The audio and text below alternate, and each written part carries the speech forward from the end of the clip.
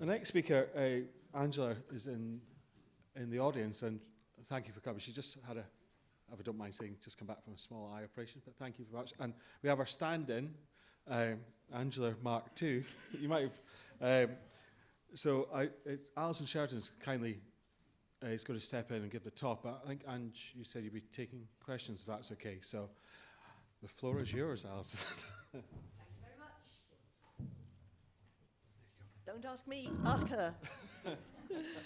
And it's a very great pleasure and a privilege to have been entrusted to present Angela's wonderful talk, which is the results of her PhD work, and she graduated last December. And of course it comes with a government health warning. There will be images of human remains, and including some remains that show violence. So look away if you need to. So, Cowboys and Indians, a biocultural study of violence and conflict in southeast Scotland, AD 400 to 800.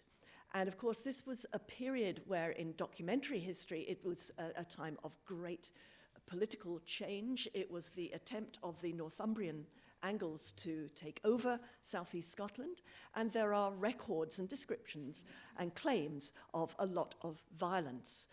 Ange is an expert osteologist.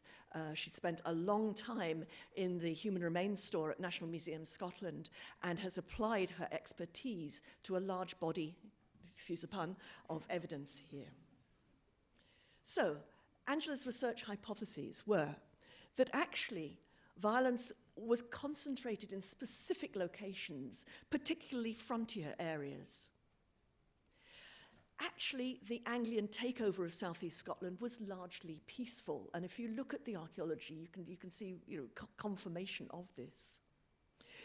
The level of violence depicted in the historical sources was greatly exaggerated, and women and children were rarely affected. There was a sort of prevailing warrior ethos, so it was the guys who were getting on with bashing each other, and the women and children were largely in the background. But as part of this warrior ethos, the threat of violence was often a sufficient deterrent, so you didn't actually have to drive it home. And so, Angela was able to bring to bear the results of a wide range of biomolecular and other forms of analyses, including DNA analysis that's been done relatively recently on 30 individuals in her study area, isotope analysis that's been done on around 100 individuals, radiocarbon dates on 90, CT scanning that was done at the Edinburgh Royal Infirmary. You can see us both there. This is not what you would normally see on the CT scanner. I mean, normally the people are not quite as far gone as that. But it was a wonderful experience. There's been 2 instances of 3D skull printing, which is great, and also X-ray fluorescence spectrometry has been applied to 2 skulls where there was a suspected case of sword cuts. So they were analysed to see whether there were any traces of iron from the sword. So this is Angela's study area, and she studied 306 skeletons from 35 sites, mostly Longkist cemeteries, for example, Lasswade and Thorny Bank that you've heard about earlier on today. It included a small number of isolated Longkist graves, such as various locations within Dunbar. The very important Cairn Cemetery at London Links up in Fife, and also the famous mass burial at Crammond. And if you haven't bought the book yet, buy it. It's a good bargain. And also, very, very important site, the Isle of May Monastic Cemetery that was excavated by Peter Yeoman and Heather James. And also the very unusual site, the so-called Seacliff Mausoleum. So, composition of the study group. 119 of the 306 individuals were male, so that's nearly 40%.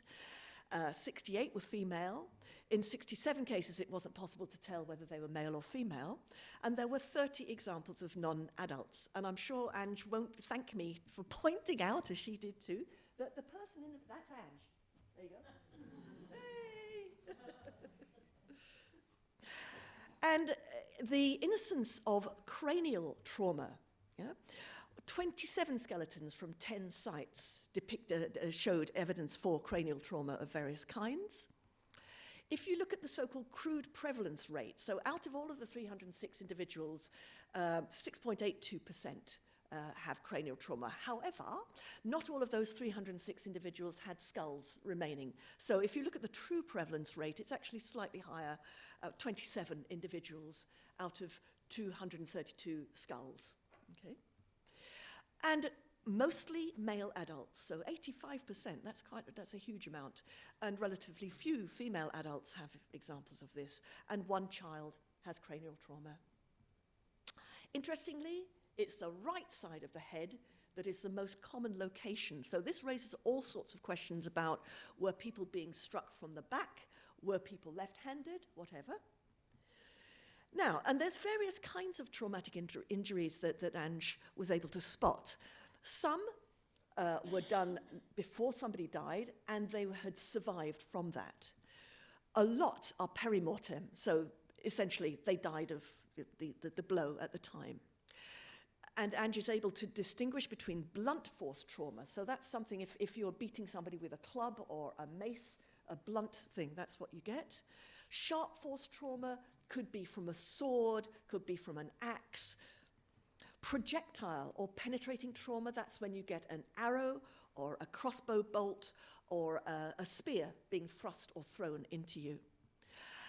Very interestingly, not a lot of osteologists have thought about it, but when you are bashed on the bons very, very hard, it's going to hurt your teeth as well. It's going to strike off enamel, and also you can get teeth being forced together. So that's forced occlusion for you. And also, of course, there would have been soft tissue injury, but because Ange is dealing with skeletons, it's not going to survive. You know, unless you get bog bodies, you're not going to get soft tissue. So here you go. Well, here's a classic example of really quite dramatic they're not going to survive this one.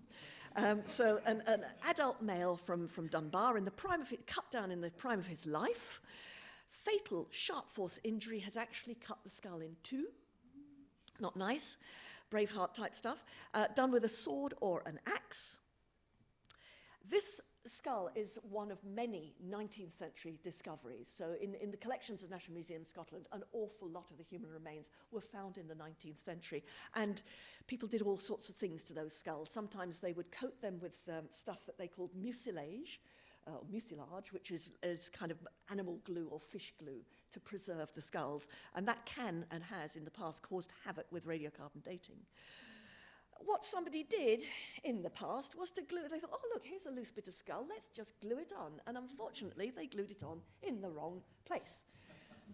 So in theory, you could unglue it now, and there's arguments for and against doing that. But actually, it's a very interesting record of what people have done to skulls in the relatively recent past. London Lynx is a particularly interesting skull, and that's what gave rise to this amazing reconstruction diagram that Ange had made specially for her PhD. And so here, again, London Lynx, there were many, many graves found in the 19th century. And Sir William Turner is a major player in the history of anatomy in Edinburgh. He was in charge of the anatomy department, and in 1915 he published a very, very important account of prehistoric human remains from Scotland that has turned out to be incredibly useful when we're trying to document and understand the human remains that are in the National Museum's collections and other collections as well. He also had a slightly less nice, he would send out his students to dig up graves from cemeteries, recent cemeteries, so that's not such a nice thing. Anyway, so London Lynx skull, NMS X.ET1, adult male, aged over 18 years. Only the skull survives because in the 19th century, everybody was into phrenology. And so when they excavated a skeleton, they would just keep the skull and they would leave the rest of the body behind. It's a bit of a pity. This individual died from fatal sharp force trauma, done through a sword or an axe. And you can see the occipital condyles, and Ange can explain exactly what they are. That's basically the bottom of your skull there. He died from a blow from behind. His neck must have been hyperextended, which means that there was more than one assailant. So there was somebody holding him back, somebody pulling his neck forward, and somebody delivering the fatal blow. It's a very classic example of decapitation. So the question mark, was this a formal execution? Lundin Links, another skull there. There were further excavations by Colvin Grigg in the 1960s. And so this skull was one of 3 from Longkists that had been sealed by 2 round cairns and a curbed area. We've got one radiocarbon date of AD 420 to 600. This was a mature adult male, so 35 to 45 years old. Unfortunately, the postcranial skeleton has now been lost. Isotopic analysis, so strontium isotope analysis done on the enamel of his molar teeth, suggests that he was raised locally. And the carbon and nitrogen isotopic analysis shows that he had a terrestrial diet, so he didn't eat he didn't eat fish, or if he did, it was not enough to come up in his isotopic thing.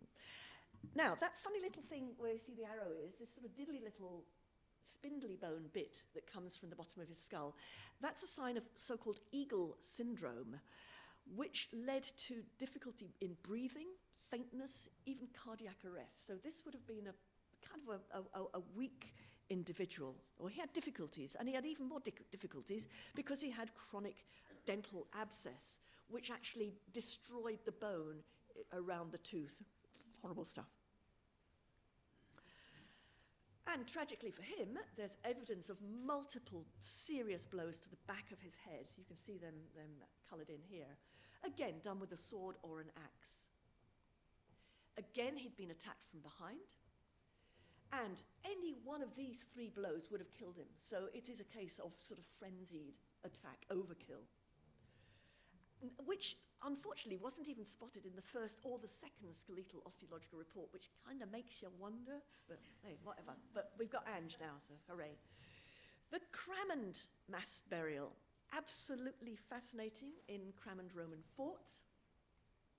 It was a reused Roman latrine. And it's multiple, so there are 9 different individuals there.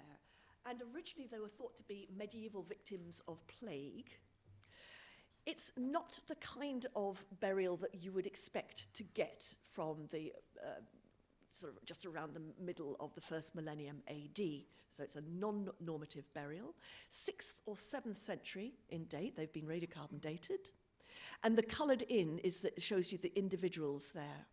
So there were 9 adults and 5 newborn babies. Really, really, really interesting combo of thing. Unfortunately, all of the postcranial, all of the bits of the bodies below the skull were mixed together after excavation, which actually made Ange's job a bit more difficult, or much more difficult. There weren't any defensive injuries. So, when these people were struck, they weren't sort of raising their arms to defend themselves. Very interesting one, number 5, was a young adult female, somewhere between 18 and 25 years old. Again, isotopically, you can tell that she grew up locally in Cramond or in the Lothians. She sustained a fatal perimortem injury on the top of her head, which had penetrated through her skull into her brain, on the right side of the head.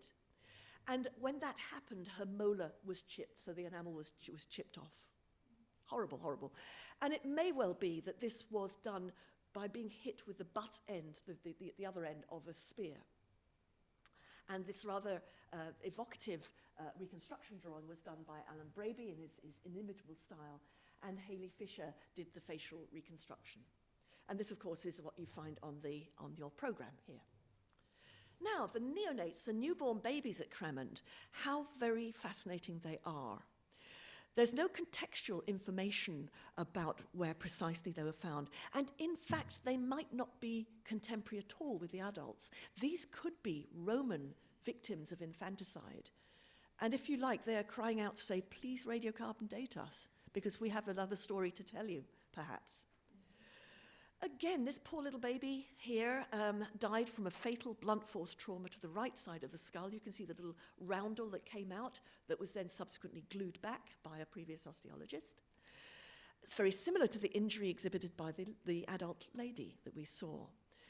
Radiocarbon date is crying out to be done.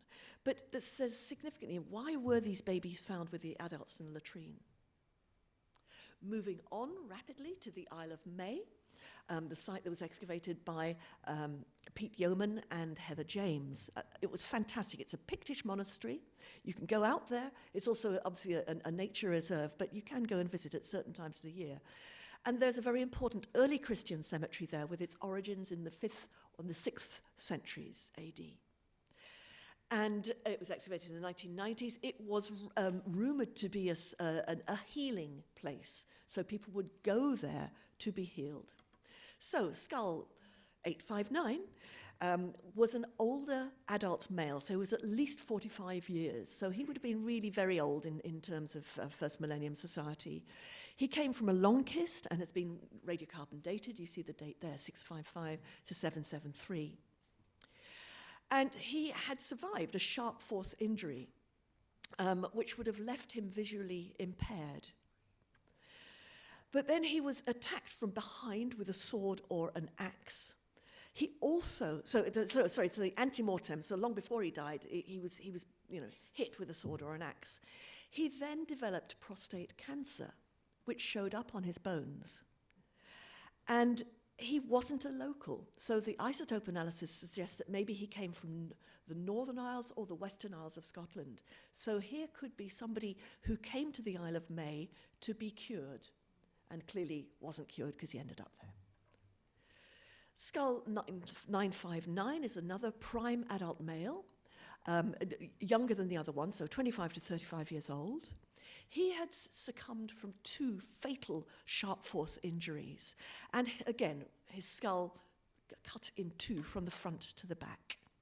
And here is Ange showing Matt Knight, who is the current curator of human remains at National Museum Scotland, the kind of angle from which this individual would have been struck with a sword or an axe. So the victim is likely to have been on his knees, so it looks like this is an execution. The assailant could have been on horseback. That's one clear possibility.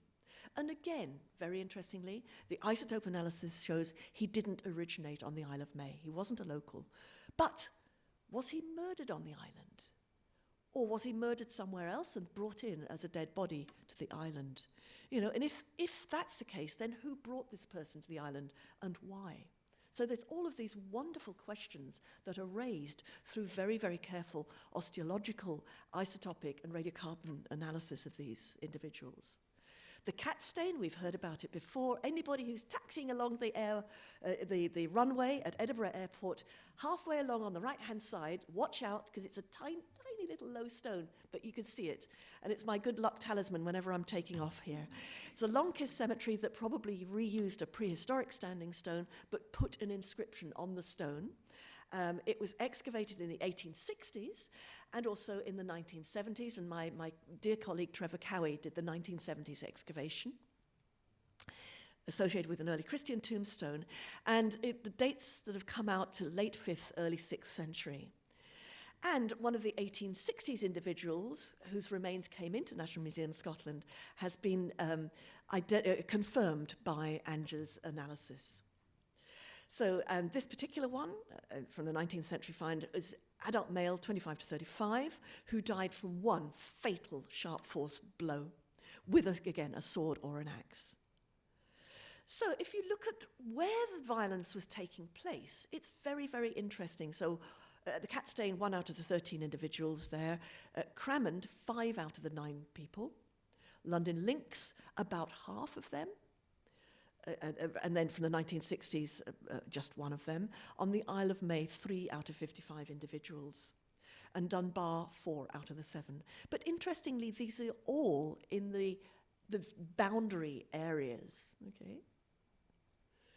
So the conclusions. So again, the osteological evidence for violence was concentrated in and around the Firth of Forth. There was quite a high prevalence of violence, so 11% is quite a lot. Most of the victims were men,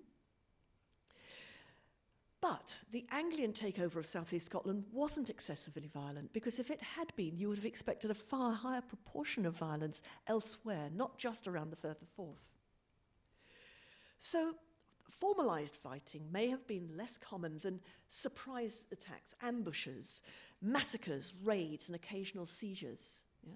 And that's the picture at Cramen. That's the kind of story that you get from it. And it may well be that with armed people threatening you, that was enough. You kind of back off. So the threat of violence was a sufficient deterrent in most cases, or some cases.